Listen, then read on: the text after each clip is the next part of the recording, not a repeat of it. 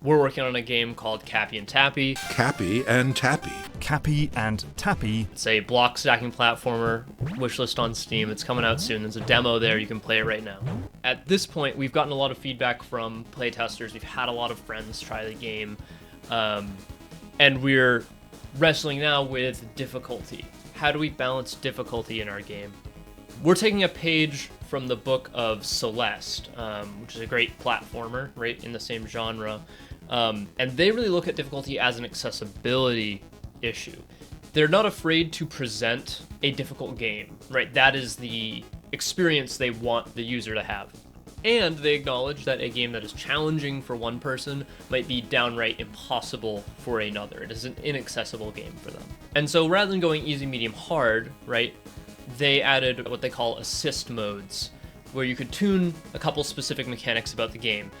From the play testing that we were doing, we were getting feedback that sounded like this might be the right answer, right?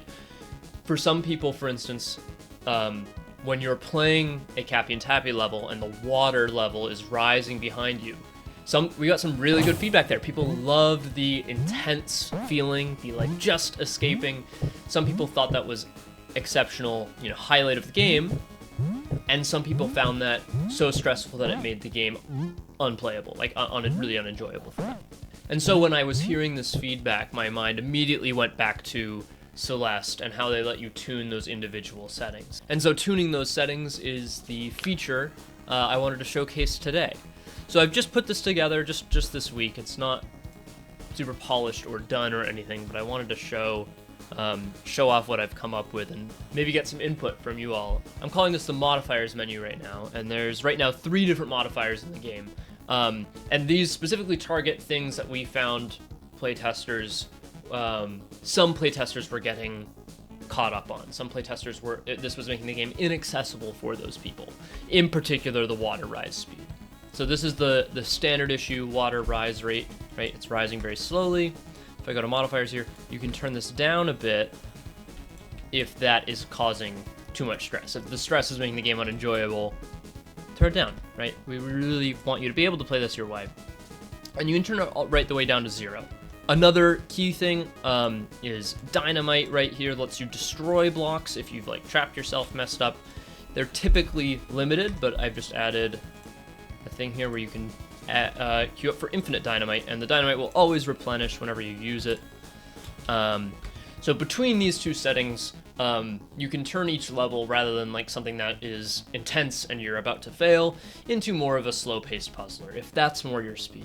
One more that we have is no darkness. Much later in the game, there's these dark levels. You need to place these torches smartly to be able to see what's ahead. And we think for most people this is a fun challenge, but for some people just not being able to see, it just makes it uncomfortable. So we just added that, again, as an accessibility feature.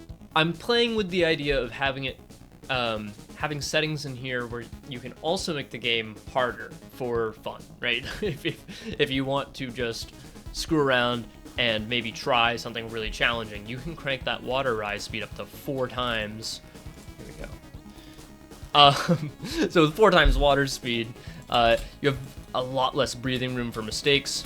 These campfires are kind of useless because you just can't, if you respawn, you're not going to make it out of there. This particular level is kind of easy to climb because you get all these long blocks, but let's see if I can get all the idols and race out of here.